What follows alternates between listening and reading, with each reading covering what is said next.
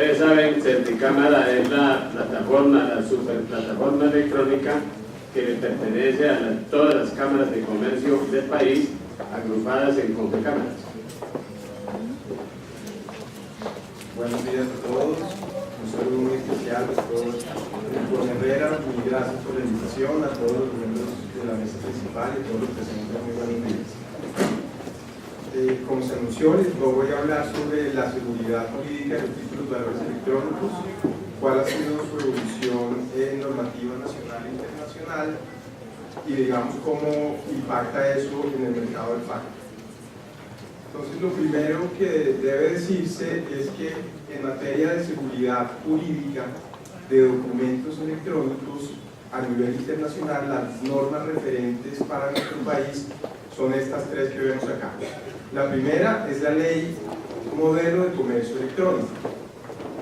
La segunda es la Ley Modelo de Firmas Electrónicas. Estas dos leyes modelos ya fueron desarrolladas por la Comisión de las Naciones Unidas para el Desarrollo Mercantil Internacional y fueron incorporadas por el legislador colombiano a través de la Ley 527 de 1999. La Ley Modelo, que es la primera que ustedes ven acá del año 96, esa la incorporó nuestro legislador con la Ley 527 de 1999. En el artículo séptimo de esa ley, de la Ley 527, se habla de la firma electrónica. La Ley Modelo sobre Firmas Electrónicas, que fue un desarrollo posterior de la Comisión de las Naciones Unidas para el Desarrollo Mercantil Internacional, genera esta ley marco en el 2001. Colombia no crea una nueva ley en materia de firmas electrónicas. Lo que hace es reglamentar el artículo séptimo de la Ley 527 a través del Decreto 2364 de 2012, donde se hace el desarrollo de lo que es la firma electrónica en Colombia. Y finalmente tenemos la ley marco en materia de documentos electrónicos transmisibles. Esta ley marco está en desarrollo. Los documentos electrónicos transmisibles no son otra cosa que los títulos valores electrónicos. Eso significa que el legislador colombiano, siguiendo su tradición, debería esperar el resultado del estudio de la Comisión de las Naciones Unidas para el Desarrollo Mercantil Internacional en materia de documento electrónico transmisible para poder aterrizar una ley en materia de títulos valores electrónicos. Ya veremos qué ha hecho el legislador colombiano.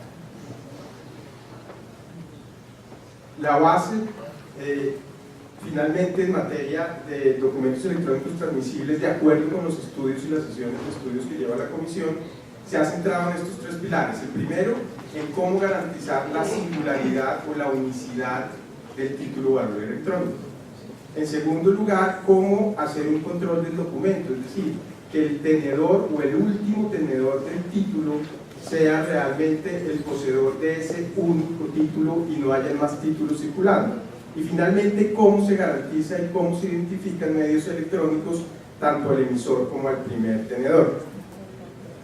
Veamos entonces qué ha pasado en materia nacional. Como les comentaba, ya tenemos la Ley 527 del 99. La Ley 527 del 99 incorpora varios conceptos importantes. El primero de ellos es el mensaje de datos. El mensaje de datos es entendido como toda aquella información que es generada, enviada, recibida, almacenada o comunicada por medios electrónicos ópticos o similares. Cuando nosotros estamos hablando de documento electrónico, ya lo vamos a ver al final cuando miremos un poco el proyecto de ley de títulos valores, se equipara el mensaje de datos al documento electrónico. Es decir, cuando estamos hablando de documento electrónico, estamos hablando de mensajes de datos y viceversa. Los títulos valores electrónicos, ¿qué son? Son un documento electrónico, es decir, son un mensaje de datos. Es decir, se enmarcan dentro de la definición del artículo segundo de la Ley 527 de 1999, aspecto que es muy importante. ¿Qué otro concepto relevante trae la Ley 527 de 99? El concepto del principio de equivalentes funcionales. Este es el gran aporte, si se quiere, de la Ley de Comercio Electrónico, que reitero, incorporamos en nuestra legislación con la Ley 527 de 99, donde lo que se hace es equiparar el documento físico al documento electrónico. Es decir, le da la misma validez jurídica a un documento físico y a un documento electrónico. ¿Y cómo lo hace? A través de los principios de equivalente funcional. Y lo que dice es que cuando cualquier norma exija que un documento se presente por escrito, ese mismo requisito podrá ser satisfecho por medios electrónicos siempre y cuando esa información sea accesible para su posterior consulta. Artículo 6, Ley 527 del 99. Principio equivalente funcional de original está consagrado en el artículo 8 y básicamente digamos, la metodología o el sustento es el mismo. Cuando cualquier norma exija que un documento se presente original, ese mismo requisito se podrá satisfacer con medios electrónicos siempre y cuando haya una garantía confiable de que ese documento electrónico se ha conservado en el tiempo, garantizando no solo la integridad sino también su autenticidad y que la información pueda ser presentada posteriormente. El tercer principio es el de firma, y lo que nos dice el principio de firma es exactamente igual. Cuando cualquier norma exija que un documento esté firmado con firma manuscrita, ese mismo requisito puede ser satisfecho por medios electrónicos a través de la firma electrónica. Fíjense que este es el artículo 7 que fue desarrollado por el decreto 2364 del 2012. En nuestro entorno tenemos hoy en día 3 mecanismos para firmar documentos electrónicamente consagrados en la ley.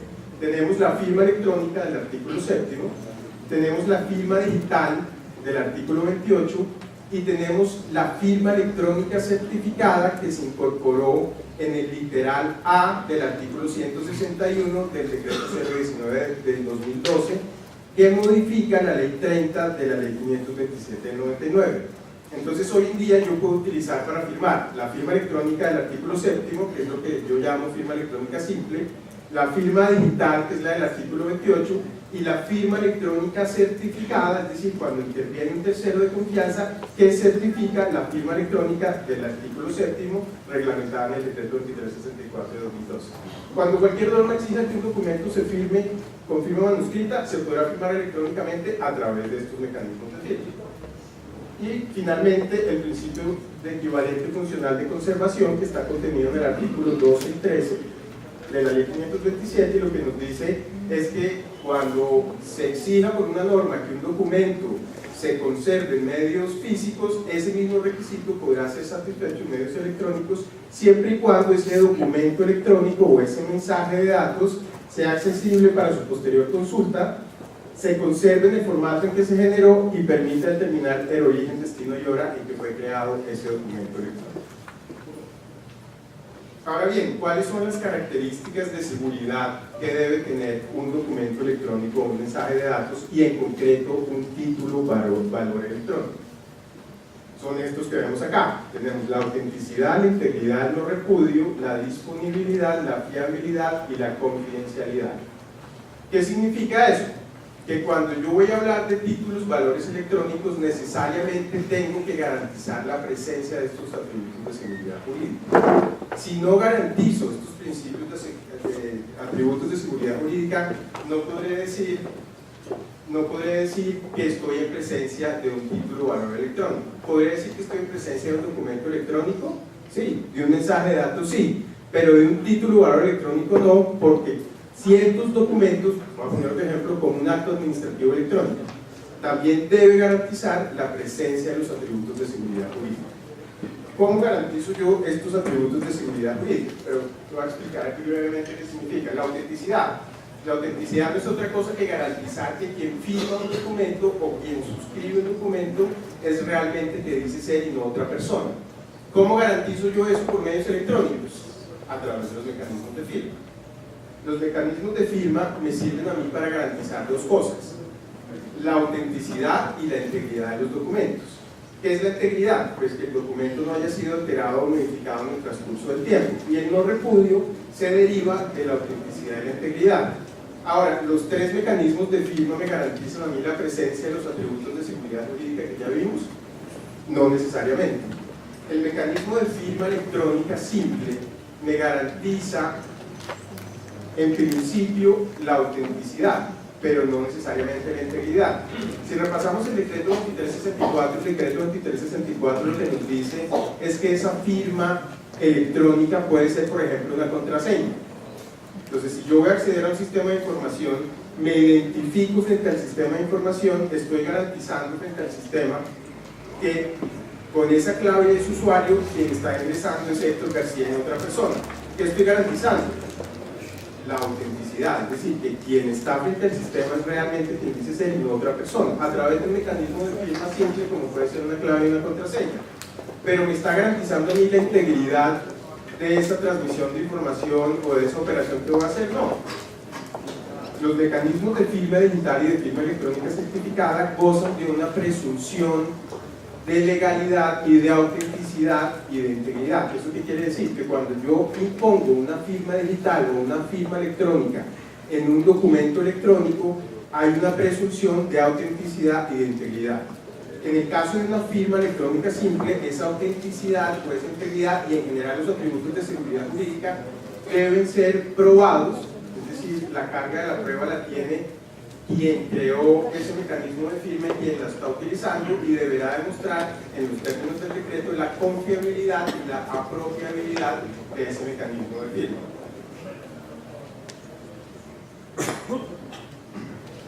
¿Cuáles son los riesgos asociados a la seguridad de medios electrónicos? Pues cualquier documento electrónico está sujeto a, o digamos, firmar un documento electrónico por otro está sujeto a esa suplantación de identidad. ¿Qué quiere decir? Que un documento electrónico, al nacer electrónico, está sujeto a que se materialice ese tipo de fraude. De hecho, el fraude de suplantación de identidad es el fraude más común hoy en día en medios electrónicos. La falsificación de los documentos, que no es otra cosa que la alteración de esos documentos, la indisponibilidad de esa información y la divulgación no autorizada de esa información. ¿Cómo logro yo mitigar estos riesgos? Pues a través de estos mecanismos que ya mencionamos, como firmas digitales, firmas electrónicas, estampas de tiempo y mecanismos de autenticación diversos que no necesariamente están en los dos primeros. Abajo pueden ver cuál es la guía normativa en materia de seguridad jurídica para documentos electrónicos transmisibles o títulos valores. Bueno, si buscamos en la legislación una definición de título valor electrónico no la vamos a encontrar. Por eso cuando hablamos de título valor electrónico reiteraba que debemos enfocarnos en la definición que trae la norma sobre mensaje de datos, que posteriormente el Ministerio de las Tecnologías lo ha aterrizado en una guía de documento electrónico donde equipara nuevamente mensaje de datos a documento electrónico. Ahora bien, ¿cómo se garantizan los principios de los títulos valores en papel en medios electrónicos? Eso se logra a través de los principios de equivalencia funcional. Tanto el principio de incorporación, de legitimación, de literalidad y autonomía hayan respuesta en los principios de equivalencia funcional para que se puedan cumplir y se pueda aterrizar en cada uno de estos principios cuál es el mecanismo técnico idóneo a través de esos principios de equivalencia funcional para lograr aterrizar que se cumpla cada uno de estos principios.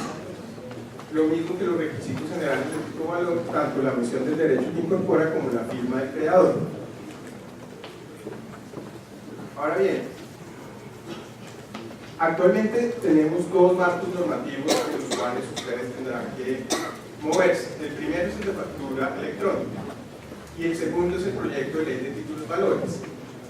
Entonces, en el mercado de factoring van a tener que convivir con esas dos normas, si se quiere. Por un lado tenemos el decreto 2242, que es todo el esquema de factura electrónica. Acá es una línea de tiempo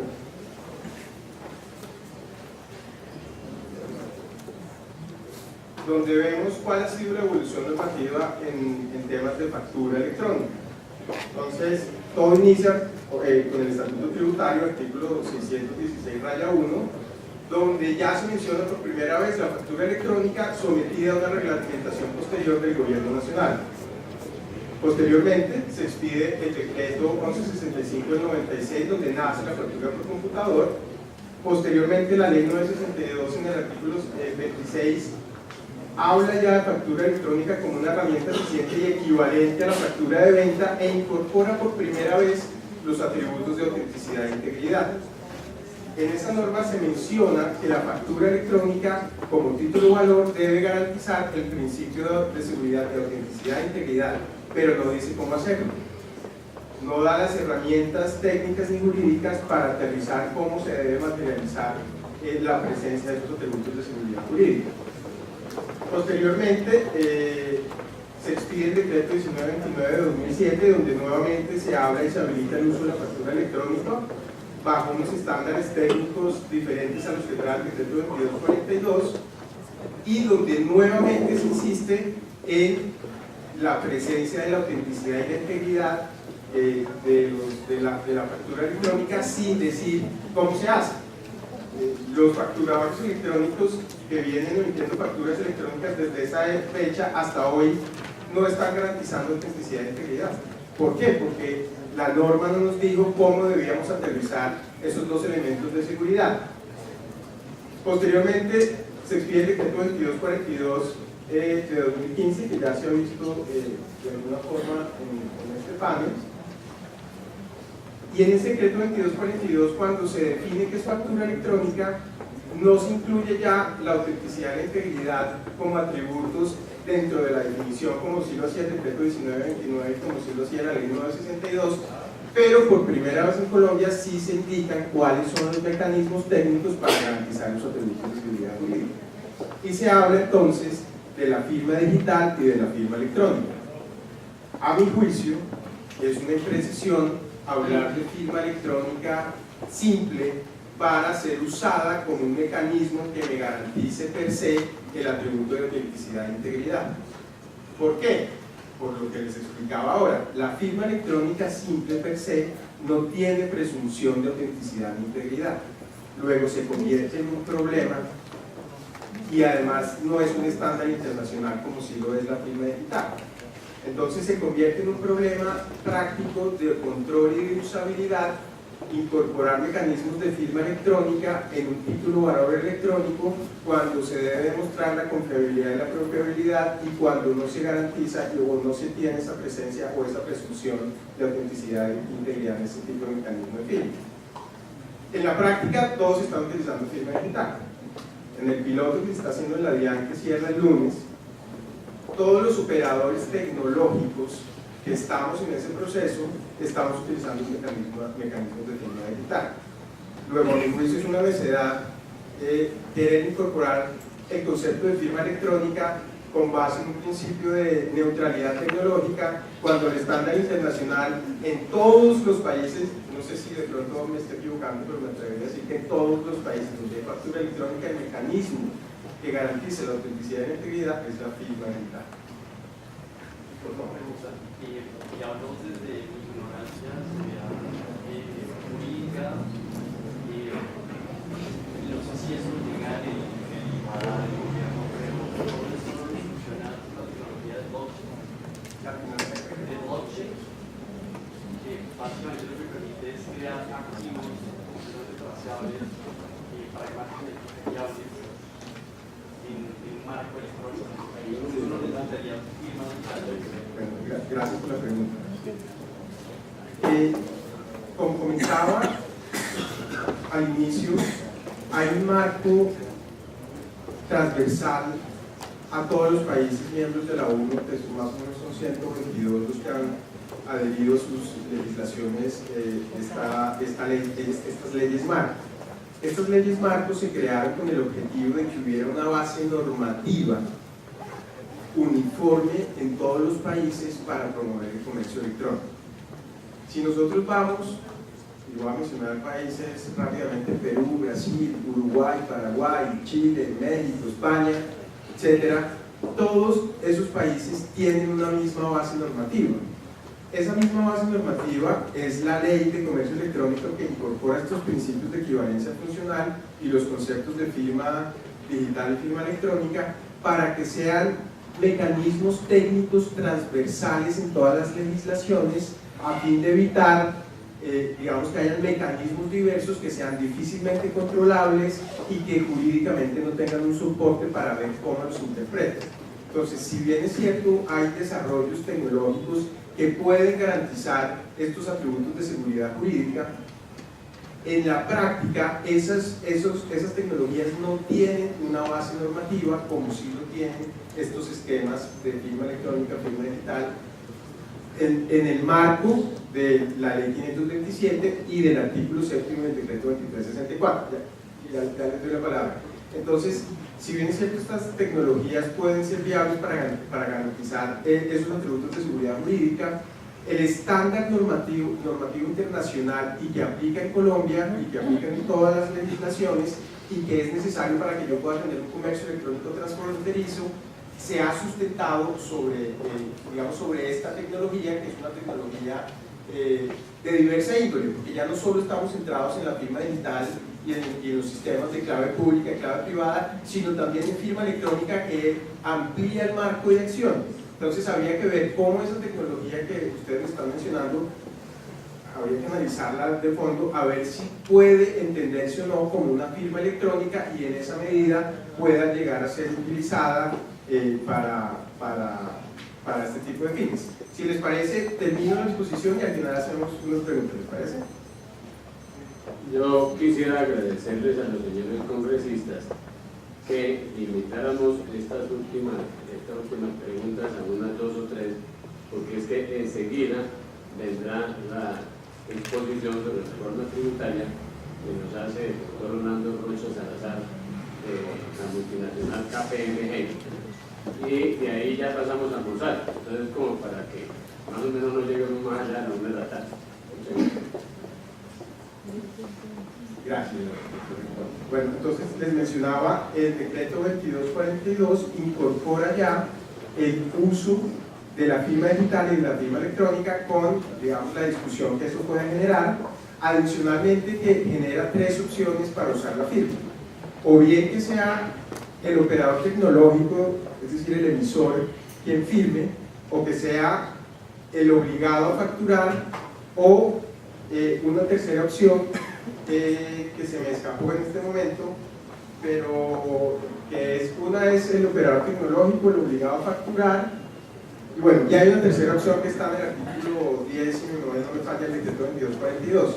Eso también genera controversias, eso también puede prestarse para una discusión académica de cómo manejar esas firmas digitales o electrónicas en este tipo de mecanismos. Hasta el 31 de diciembre de 2017 se puede expedir factura por computador y factura electrónica en los términos del decreto 1929. Se está utilizando, muchas empresas se expiden un número importante de facturas electrónicas hoy en día.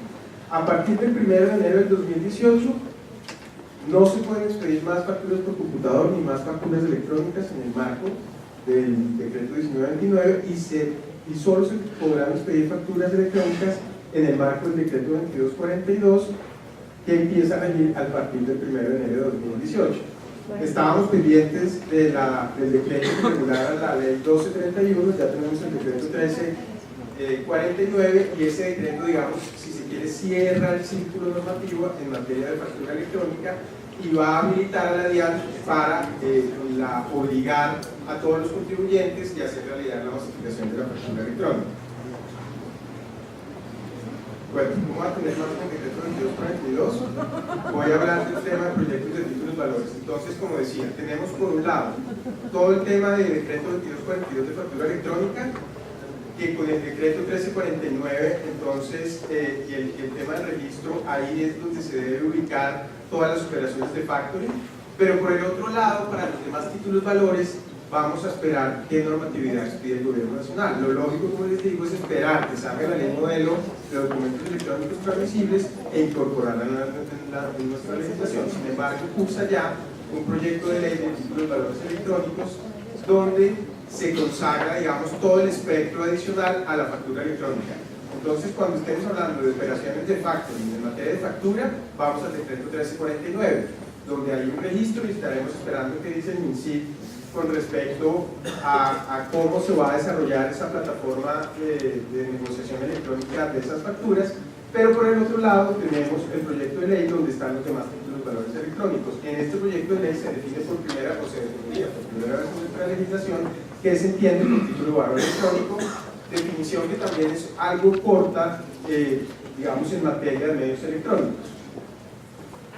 Define también qué es documento electrónico, que se define como un mensaje de datos importante. Entonces se crea también una central de registro electrónico. Entonces vamos a tener dos registros, un registro para facturas y un registro para los demás títulos de valores. El registro de factura, regulado y administrado por MINSIC, y el registro de títulos de valores electrónicos, donde de manera expresa, por lo menos en este proyecto de ley, se dice que quien va a administrar o quienes están habilitados para administrar ese registro son los depósitos centralizados de valores y las entidades de certificación digital. Vamos a ver cómo resulta ese tema. Adicionalmente, se habla de todo el tema de la anotación electrónica, porque ahí hay también una discusión académica interesante para dar. Cuando hablamos de anotación electrónica, uno puede hablar de anotación en cuenta y de anotación de los documentos electrónicos transferibles o transmisibles. Cuando yo hablo de la anotación en cuenta, en principio me dice, no, eso es una actividad propia de los depósitos centralizados de valores por disposición legal. Esa diferencia la hace este proyecto de ley, a mi juicio, de manera acertada, y diferencia la anotación de los documentos electrónicos transmisibles que trae el artículo 161 en el numeral séptimo. En ese numeral séptimo se le otorga la facultad a las entidades de certificación digital para hacer anotación de los documentos electrónicos transmisibles, pero simplemente se habla, dice anotación, pero no habla de anotación en cuenta. Entonces ahí se ha generado una confusión. Si esa anotación de la que habla el artículo 161 se debe entender como la anotación en cuenta que es propia en este momento de los depósitos centralizados de valores, o si son cosas diferentes. En este decreto lo que hacen es separarlas y, digamos, un poco zanjar esa discusión. Y dicen, una cosa es la anotación en cuenta propia de los depósitos centralizados de valores, y otra cosa es la anotación de los documentos electrónicos transferibles propia de las entidades de certificación digital en virtud del artículo 161 del decreto 019.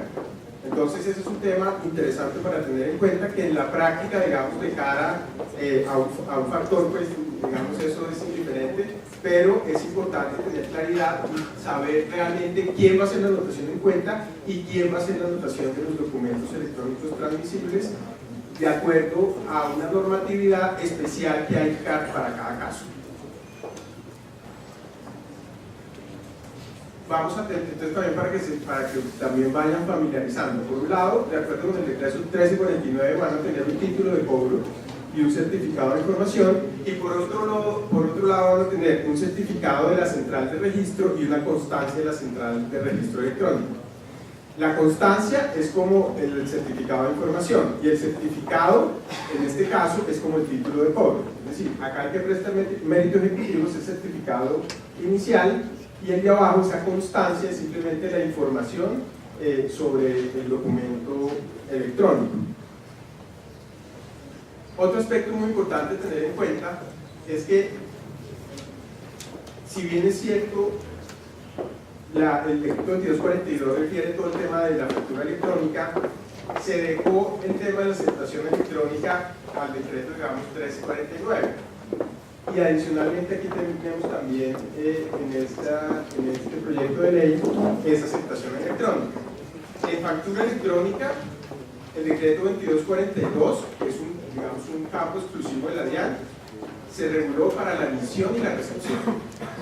Y el decreto 1349, o en el decreto 1349 estábamos esperando qué va a pasar con la aceptación. Y el decreto 1349 más o menos hace una revisión y dice, o la puede hacer el registro, o la puede hacer el operador tecnológico.